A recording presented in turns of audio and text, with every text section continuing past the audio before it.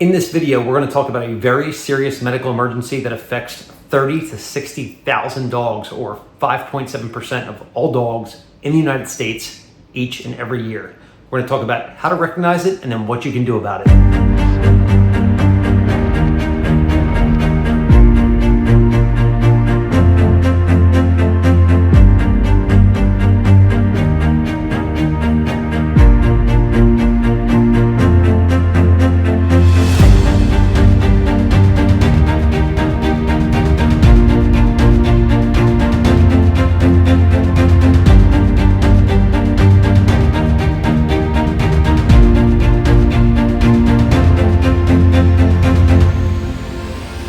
So there were multiple requests to come in for us to readdress the bloat video that we did a little while back and kind of just explain it in a little bit more simpler terms so the everyday person that's out there can recognize in their dog, possibly treat it and save its life. So we're talking about bloat, which medically is called GDV, gastric dilation volvulus. And as I said before, that is a medical and surgical emergency. It is the second biggest killer of all dogs, right behind cancer, and has a 33% mortality rate.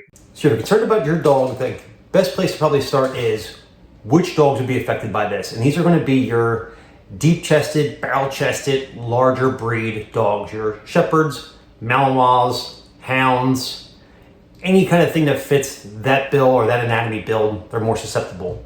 Some of the other things that can cause bloat: the speed at which your dog eats. There are some studies out there that say, hey, the faster your dog eats, the more susceptible they are to bloat. There are studies that say to the contrary of that. It's true. Some things you could get to help you combat that is they make special slower feeder bowls that have obstacles for your dog to kind of work around. The studies say that the bigger enemy there is actually the anxiety, is if you're feeding multiple dogs and your dog is very, very anxious and tries to really gobble up their food, that if you can find a way to decrease that anxiety, that could help decrease bloat. Another thing is what you're feeding them.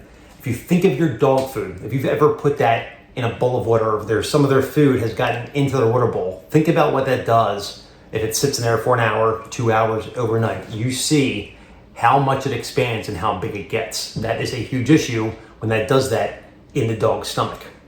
Another thing with that is some people used to say, well, if you feed your dog on the floor, that can make this susceptible to bloat.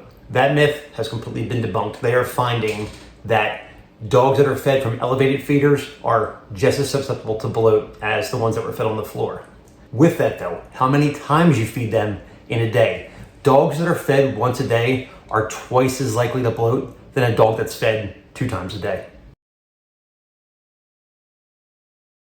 Now getting into what actually happens if your dog does develop bloat. As the stomach fills with gas or air, pressure starts to build up in that space. This stops the blood from the hind legs and the abdomen from returning to the heart. Due to this happening, all that blood that was basically, pumped through his body is now pooling in the hindquarters of the dog. This reduces the total working blood volume for the dog and sends the dog into shock. Now, if that doesn't sound bad enough to you, there's another very scary thing that's happening right along as all of the blood pooling and shock developing is going on. If you look at the dog's anatomy, you'll see where the dog's stomach, where the bloat is physically occurring, the spleen and the pancreas all line up.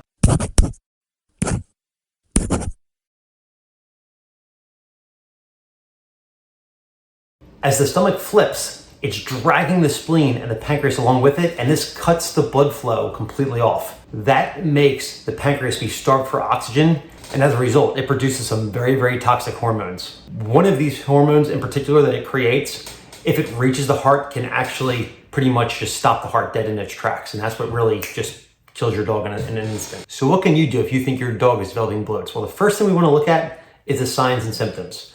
What you'll notice is the dog will just be displaying some very, very abnormal behavior to you. They could be walking around, but with a very, very unsteady gait, maybe dragging their back legs, swaying their hips. They will have unproductive retching. So basically the dog will be trying to vomit and purge itself, but it can't because that stomach is flipped, so it cannot get any relief. You may have some thick, ropey sputum that's coming up, but that'll be it. That's all that will be able to get out of there. In addition to that, his work of breathing will be increased. He will just be generally very overly uncomfortable. If you check his gums, they should look very pale, again, because the dog is developing or going into shock. And he may even assume a prayer position, again, because he's just trying to relieve this pressure. So if we see that our dog and suspect that the dog is developing a significant bloat or has developed a significant bloat, and we were maybe just a little late to recognize it, there are some emergency interventions we could do to treat it with some formal training. But we're going to show you what that procedure is right here, just so you kind of have it in your mind. So as far as the emergent treatment for this canine goes, he's displayed all the signs and symptoms of shock.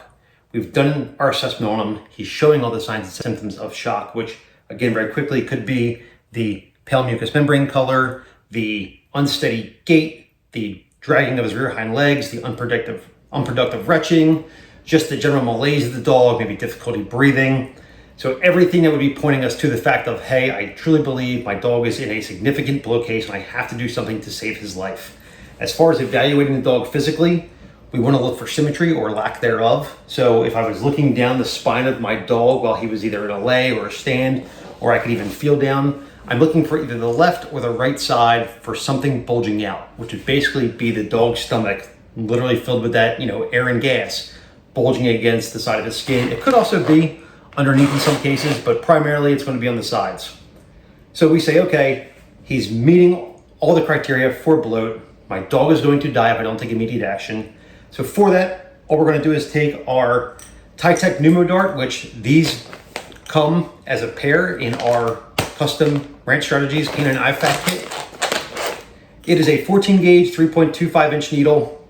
You're going to take this needle. You're going to find your location, again, looking for where the most significant bulging spot is on his side, just to make sure you're back behind the rib cage. Just for your information, unlike humans, dogs have 13 ribs. They have one extra. So if you're used to seeing your dog's rib cage or feeling his dog's rib cage, you'd be like, okay, that's where his rib cage ends. Here's where his stomach begins. That's where the bloat is. I'm going to take this 14 gauge needle. You're simply going to stick it through the skin into the dog's stomach. Immediately upon doing so, you will get a release of air and gas, and it will be very, very foul smelling because it is the gastric contents that you are relieving that pressure. Once all the pressure is relieved, you'll remove your needle, secure your sharp, and then this dog is going to need immediate transport for your vet because you've simply bought him time. You actually haven't fixed anything, but you have bought him time. For the people that asked, I hope this answers your questions. If not, go ahead and just leave them down in the comments or shoot us another email, info@ranchstrategies.com or wellplacedmedicine.com. We will absolutely answer your individual question, but just as a general overview for everybody out there, because we're going to be more active with our dogs, we're getting new pets for the summer, this is just kind of something good to have in your back pocket. And again, if you are interested in coming to training, we have a couple of the full canine courses coming up. So again, reach out, info@ranchstrategies.com or wellplacedmedicine.com. I hope you like this. Don't forget to like and subscribe, and we'll see you next time. Be safe.